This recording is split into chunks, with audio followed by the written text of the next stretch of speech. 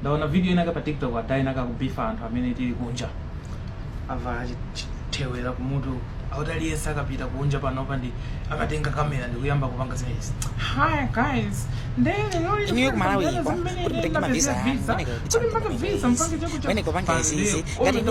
ine basi ine napanga chakuti chakuti koma magai munthu amene amapanga zimene zija uje kaya kuuza Malawi kuti visa titenga bwanje sizoti ndi mbuzi iyayi ndiyambika ndi ma basics. Chifukwa ma comment moja munaliso ma comment onena kuti Malawi aliyense akapita kunja amasanduka chani content creator. Okay, ndiyambira pamene popo choyamba ndichoti Malawi ukatuluka kunja kunoko kujambula ka video ine ndithakutenga kamera panopo kalowa pakati pa chigulu ndi kukamba nkhani zanga kumajambula anthu achiti pita kunsika chani palibe munthu amene atakolola kamera cho watenga chilolezo ndi chilolezo chondijambule unandipeka ase upanga chani kunja kunoko is freer and is more open and amakhala understanding ndiye ukabwera kunja kunoko is easy kuti munthu khala content creator. For example, ine ndinali content creator kuyambira kale ku Malawi ko anthu amene amandidziwa ine kuyambira kupole na ndi camera ine first year kumajambula social weekend iti. Number 2, kunoko data ndiyo cheap. Timaiwala zoti internet ndiyo lipia. Chifukwa you can use it as much as you want. Ndinde anthu amene amakhala kunja amaoneka kwambiri pa social media chifukwa internet kunja kuno ndiyo cheaper. Koma zimenezo ndizisiyeka apo ndifuna ndikambe chimene adao anakamba zonena kuti munthu amene anapita kunja amakonda kuuza Malawi katengedwe ka visa. Ndi kuuze na Malawi kuli maiko ngati Philippines, ma Filipino amene anamangirira mu New York muja akuti kuzipatala manesi panopa ndi ma Filipinos ambiri. Ma Filipinos wala ku Europe kuli maiko ena kuti olo azimayi amene akupotiwa ku dziko limenelo 80% ndochokera ku Philippines. Azunguta ukatenga anthu kuchani ku Philippines. Ma Filipino amene amakhala ndi magulu amalowa live kuuzana ndi anzawo amene mungayende bwanji zikupezeka pakuti ndekulifanzi yako India. Anthu aku India amene amatumiza kwawo $70 billion plus. Ma Nigerians amatumiza kwawo ma billions. Ma Somalis amatumiza kwawo ma billions. Kuli malo ku America kuja ngati ku Minnesota kuti ma Somalians anamangirira mpaka na kuposa chani anthu amene amakhala kumene kuma originals. Ndizi kucheka bwanji chifukwa choti iwo aja they are tightly knit. Amauzana ma tips amene ma Indians ajali ndi ma subreddit. Magayi panopa ku England kwafuta koma mutakaloweni ku Ireland. Mukachoka ku Ireland komuyenda makuti ku Canada kuja kuli malo ngati ku Brampton kuti panopa kwazaza ma Indians akudusa chani azungu. Why? Chifukwa choti magayi aja amagawana ma tips amene amapushana makokana amagawana kumene ndi kunoko ineyo ku China kuli ma scholarship kuli ma investor ambiri 10,000 chakuti kuli ma scholarships oti Malawi yoseyo anthu osapanga graduate kuma university ose atakubera kunoko kuli ma scholarship amene koma sabwera chifukwa sazi koma amene kunoko ma Pakistan anamangirira amakhala ndi magulu China scholarships ndi amagawana uku kwatuluka chani postdoc scholarship ma scholarships aja oti amapasa zimamiliyoni kuti uzikangopanga research. Kumalawi iko simkuziziwa chifukwa anthu sakugawana zinthu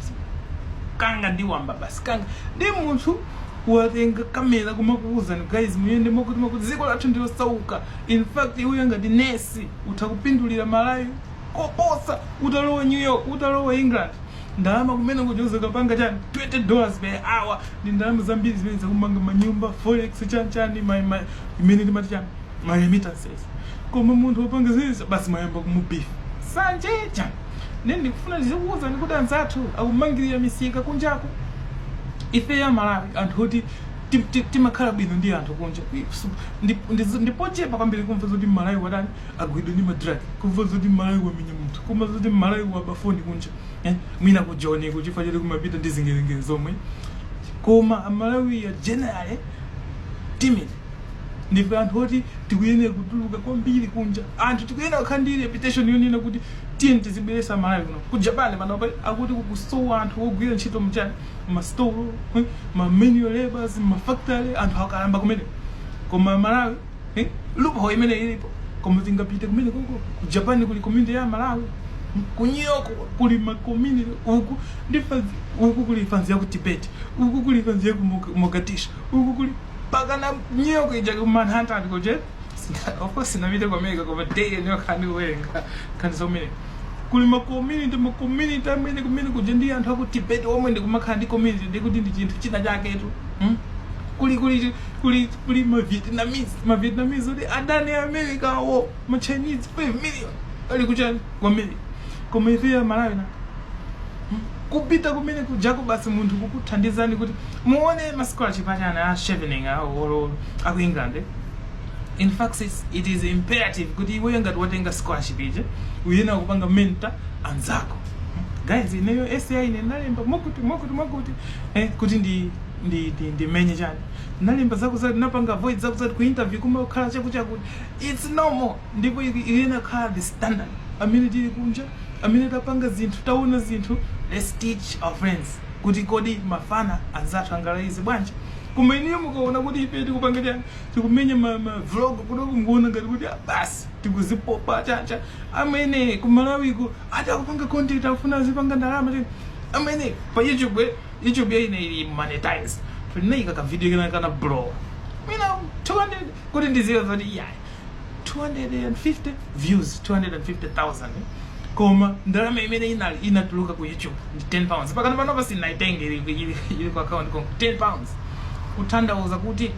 inuyo Malawi olomuonere video yambiri kwa ambiri chotani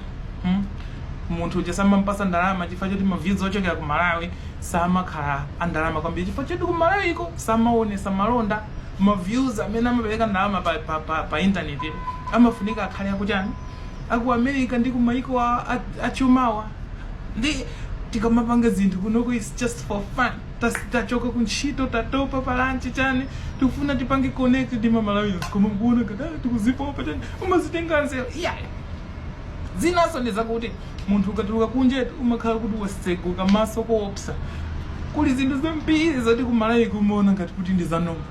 magesi kutima people don't flinch madzi kutha people don't flinch zinyala munseumbwe anthu kungotezi zimatewera zazana musinje muzingwango anthu ambaona ngati zanoma koma kunoko amene timakhala look ine ndimakhala manyimba ngatawo deni imene ndikukhala ine panopade koma sinaonepo kachinyalala kenaka kumadaboti panziyima koza bwana munsewu amene kusiti imene ndimakhala kunoko kuli anthu angati 10 million koma kodi munsewu zimatheka bwanji kukhala olo ndikachisotso kenaka kabotolo ayi chifukwa chani ndiye umakhala kuno wabwera kunje kuno umaona ma systems amene akugwira ntchito umaona amene anzatha kupangira zinthu ndiye ukamagawira anthu zinthu umaona ngati kuti iweyo kuzitenga wenzera iyaye koma ife tafika kumene ma systems akutani akugwira munthu mzimayi amene kuvala bikini wakhala mbasi ali kunyanja palibe munthu oti chani amene ndikuyenda muchani muchitawi yakathainga nake navala chikabudula ndechinalowa I had a wedge mazina ake ndiyoso ndiziwa koma ndekabudula ndewa mudi yatu basi kukuwizana mzimayi ndekutaka mayenda mmakwalalamu ndekuti munkuwa shit like that doesn't exist kunja amba ndiye ola Malawi wakabwera kunja wakhale chigawenga chantundwanji they behave accordingly kunoko chifukwa choti society kupanga speed nditi kamagawa tinzeru guys tawana kunoko chimbuzi chichacha amaona ngati kuti sayiko kwa usiri chacha umazitenga kodi umazitenga wanzeru Malawi yeah sizodipendi panzeru sizodipendi pe unique komanso take care mukamabifa anthu amene ali kunja amene akugawirani ma tips chifukwa choti anzathu amene akugaya ngini tanena kuti ku Canada ija panopa amene is now mati ma Indians ma Pakistan akulowa kumene kuja ma Pakistan akubera ku China kuzalanda cha ma scholarship ife tupanga bas pwijonje kukaka interview amene fancy chonche sikuchita kuponda na anthu mpaka nakumwalira stampede koma anthu akugayirana ma tips kuti mungatuli kubwanji kunja muona ngati tsitsiro muyamba kwa beef anthu akunja amazitenga cha anthu akunja iyaye it should be like that and it should be more common, it should be more prevalent, it should be like that should be the standard, it should be the norm. It should be a feature, not a bug. Kuma Malawi kaya ndinsanje kaya ndichani kukhala kunja is not unique. despite kuti sizoti aliyense angatuluke kunja sikupunja kwina sikuchoma siungangonyamukira iwe ndi license ndi chani basi kuti ndikulowa kuti ndikakhala kuchani ku Germany or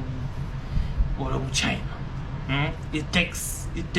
some extra capabilities, right? Granted, it's not unique.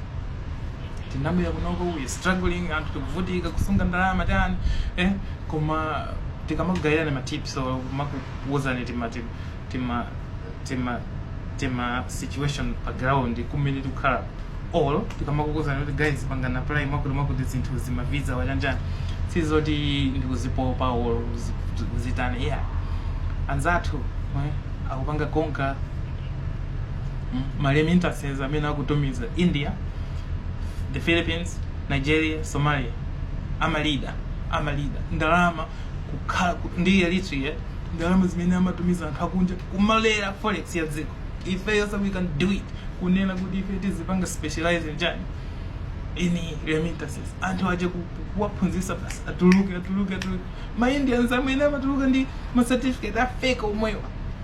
kumaka manga madziko kunja kwase pakana siku linake uzakhala yani Indian American amene azakhale president chifukwa choti amalowa pang'ono kusaka komene kuli kwabwino kuti Malawi kukhala ku Malawi sizoti tinafika iyayi anthu ife tinachokera kutali anthu ena amanena kuti tinachokera as far as Timbuktu kumali uko tachuka kumene kuko tathawa Congo tafika ku Tanzania mpaka tazafika ku Malawi. We as humans we have always moved kusatira kumene kuli chani kuli green pasture ndi kumalawi kutafika kumalawi ndi dziko loti simaina khala tikanadziwa bwezi zitapita ku Joni tikanadziwa bwezi zitalowa ku North Africa koma ndinakhala ku Malawi panopa we are in one of the world's poorest countries. Kutuluka siku lako isayi utakhala pa ground kumapanga business utakhala pa ground kumatukula dziko utakhala pa ground kumapanga zinthu koma kutulukaso as long as intima wako uli ku Malawi you can still help the country and amene ali kunoko ku China kunoko fazi kupanga business anthu oti ali kunoko kale ndizoyipa zimenezi and then kumayiko tachulukana ababa chochi mmene kuchokera DPP kulo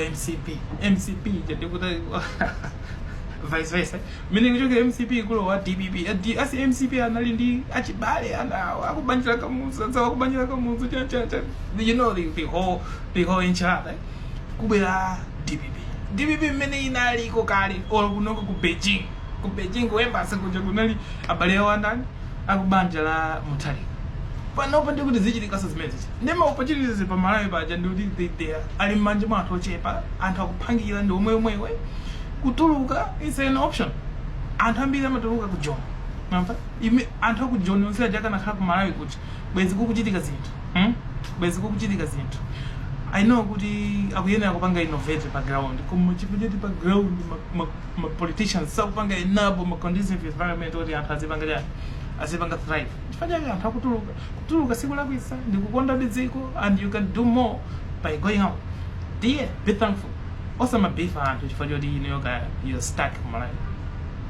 Cheers. This is Modern Paya. Nimakonda kupanga tima analysis ndi tima critique tambiri tanga timene viti like this video, share and subscribe. Cheers. Just having some afternoon tea out here. Pamene kudigira ma official results uchoka kumeke. Bye.